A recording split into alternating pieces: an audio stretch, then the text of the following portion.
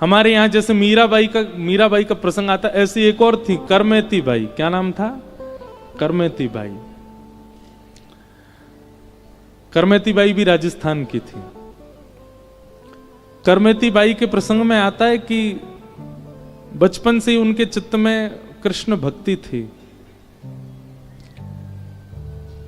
एक बात मैं कथा में कहा करता हूं कि भक्ति के जो गुण हैं वो दो लोगों के अंदर आते हैं। पहला कौन? जिसके पूर्व जन्म के भक्ति के संस्कार इस जन्म में भी आए हों तो ही वो भक्त बन पाता है। कहीं ना कहीं उसने पूर्व जन्म में खूब भक्ति करी है, इस जन्म में किसी की कथा सुन के, कहीं दर्शन करके, किसी सत्संग को करके उसके चित्त में भक्ति आ जाती है। तो भक्ति के जागृत होने का पहला कारण क्या है? पूर्व के संस्कार। और या फिर भक्ति दूसरे प्रकार के लोगों में आती है जो घोर नास्तिक हों, घोर कामी, घोर क्रोधी, घोर लोभी, सब चीज घोर ही घोर हो। उनको जीवन में एक ऐसी ठोकर लगती है कि उस ठोकर के बाद वो भक्त बन जाते हैं, उनको फिर वो भक्ति मार्ग में आ जाते हैं। तो मीराबाई, करमेती बाई, सूरदास, कुंभनदास, रैदास, ये सब कौन है? ये सब पूर्व के भक्ति संस्कार वाले भक्त हैं। इनके जन्म में पूर्व से संस्कार थे। सब लोग बहुत ध्यान से सुनो।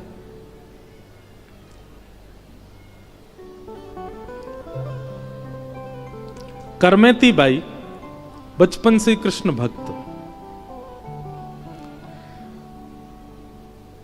आपके पिताजी ने आपका ब्याह निश्चित कर दिया और जैसे ब्याह निश्चित हुआ तो करमेती बाई ने और तो कुछ नहीं देखा, केवल ये देखा कि जिनसे मेरा ब्याह हो रहा है वो पति में और परिवार में भक्ति के लक्षण है कि नहीं है। यहां जो भीतर बैठे हैं भैया, थोड़ी ना शांति रखें, बस कोई आवे जावे बिल्कुल शांति से। आपको नहीं पता बाहर लोग कितने धूप में बैठे हैं। ये देखो यहां से पंडाल खुलना शुरू हो गया। तो जो लोग ध्यान से बैठे हैं, वैसे एक बात बुरा नहीं मानिएगा, सबसे ज्यादा ध्यान से पता कौन सुनते हैं? ये जो बैरिकेडिंग है इससे पीछे वाले सब लोग बहुत ध्यान से सुनते हैं। बस आगे वाले थोड़ी सावधानी रखा करें, इसलिए हम पीछे ही देखते रहते हैं, आगे वालों को देखते ही नहीं, उनकी बातें ही खत्म नहीं होती।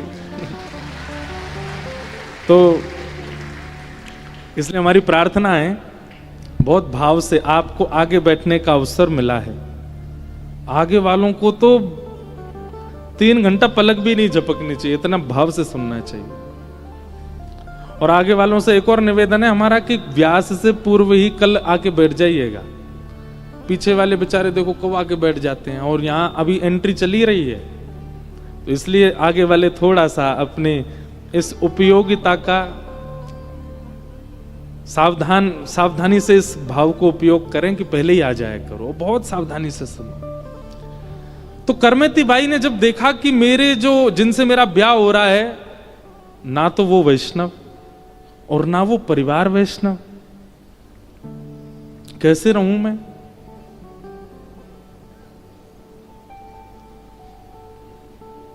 करमेती बाई ने खूब सोचा, माता पिता की आज्ञा मुझको माननी है, माता पिता को निराश नहीं करना है, पर अपने पिताजी से जाके कहा, पिताजी आप ये तो सोच लीजिए कि जिससे मेरा ब्याह हो रहा है उसको दूर दूर तक भक्ति का कोई लक्षण नहीं है, मैं कैसे जीऊंगी उसके साथ? लेकिन प्राचीन काल में माता पिता, हो जाएगा बेटा, तुम सब कर दोगी, तुम्हारे साथ रहने से फिर हो जाएगा। करमेती बाई बोली, मैं अवसर नहीं देना चाहती हूं अपने आप को या किसी और को, ये मेरा अंतिम जन्म है, मुझे इसमें अपना कल्याण करना है। मैं अब ये देखूंगी नहीं कि उसके साथ जाके उसको फिर भक्त बनाऊं, जिसमें अभी से ही संस्कार मांस मदिरा आदि के हैं, वो कैसे भगवत भजन करेगा? लेकिन पिताजी नहीं माने। अच्छा कुल है, अच्छा खानदान है, अच्छा सब संपत्ति है, कोई बात नहीं। करमेती बाई बहुत परेशान हो गई। जिस दिन करमेती बाई का ब्याह था, जैसे जैसे बारात आती जा रही है, करमेती बाई इतना चिंतन में कि क्या करूं। कान पकड़ के कक्ष में ही क्षमा मांग ली माता पिता से और द्वार पर बारात आई और करमेती बाई वृंदावन भाग गई, उसी समय छोड़ के चली गई घर।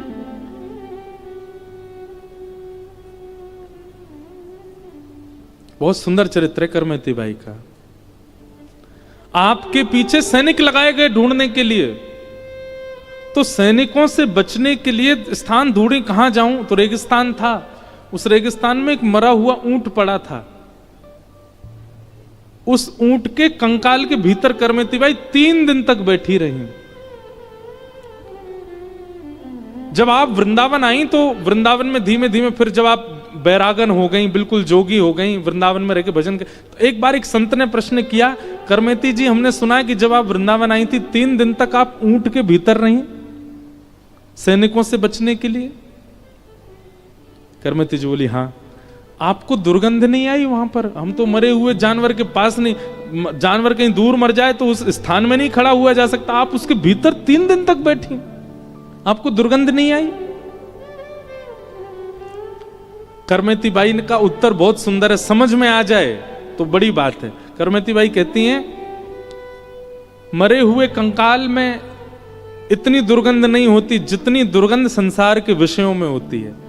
जिस दिन संसार के विषय की दुर्गंध आ जाएगी ना, उस दिन मरे हुए ऊंट की दुर्गंध फीकी लगेगी।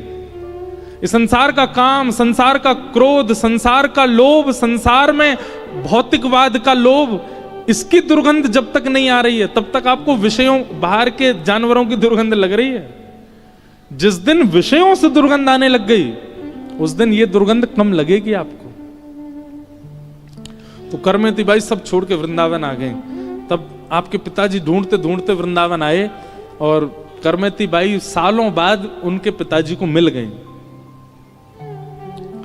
तब करमेती बाई से उनके पिताजी ने कहा, बेटी तो अपने आप को भक्त कहती है, अपने आप को साधक कहती है, और एक माता पिता को रोता बिलखता छोड़ के आई। और रोना बिलखना बात एक है, तूने तो हमारी नाक कटवा दी नगर के आगे, बारात द्वार पर आके तू भाग गई। तो करमेती बाई, देखो इस प्रसंग का गलत अर्थ मत निकालिएगा, लेकिन प्रेम अतीत होता है तो व्यक्ति धर्म पर चिंतन नहीं करता। करमेती बाई हाथ जोड़ के पिताजी को प्रणाम करती हैं और पिताजी से कहती हैं, पिताजी क्षमा कीजिएगा, नाक उसकी कटती है जिसकी नाक होती है, और नाक उसी की होती है जो कृष्ण के होते हैं। आपकी नाक कैसे कट गई? नाक तो मेरी कट जाती अगर मैं उससे ब्याह कर लेती तो। नाक तो मेरी कटती है खानदान में जाती जहां मांस परोसा जाता है, जहां कृष्ण भक्तों की उपहासना, अवहेलना की जाती, उपहास किया जाता है।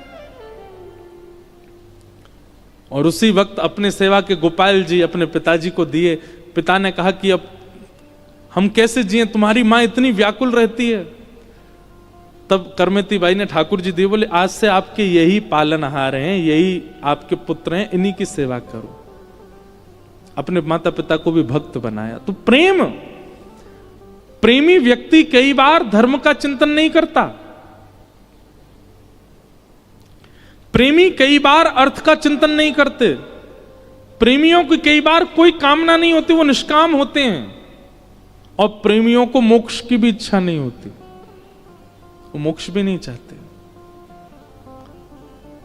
उस प्रेम को चित्त में व्यवस्थित करने के लिए भागवत की रचना की गई। भागवत धर्म प्रधान, अर्थ प्रधान, काम प्रधान और मोक्ष प्रधान ग्रंथ नहीं है। श्रीमद् भागवत प्रेम प्रधान ग्रंथ है। इनके श्रवण के बाद, इनके आश्रय के बाद आप प्रेमी नहीं बने, आपने समय व्यर्थ किया कथा में आके। आप प्रेमी बन जाओ, प्रेमी बनो, आपका स्वभाव प्रेम में हो जाए। और प्रेमी का स्वभाव कैसा होता है पता है? वो एक बार मिलेगा,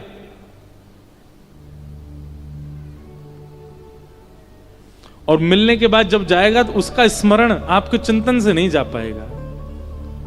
उसकी क्रिया, उसका स्मरण आपको भावुक कर देगा, उसकी चर्चा आपको व्याकुल कर देगी।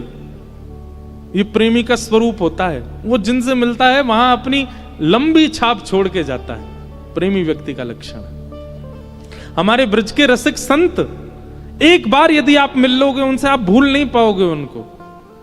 उनका चिंतन, उनका स्मरण, उनका भाव सदैव चित्त में बना ही रहेगा। क्यों? क्योंकि वो प्रेम युक्त है। धर्म युक्त व्यक्ति का 2 रात्रि तक स्मरण हो सकता है, पर प्रेम युक्त व्यक्ति का स्मरण तो मरते दम तक रहता है, उसकी स्मृति नहीं जाती चित्त से। उस प्रेम को स्थापित करने वाली चित्त में श्रीमद् भागवत।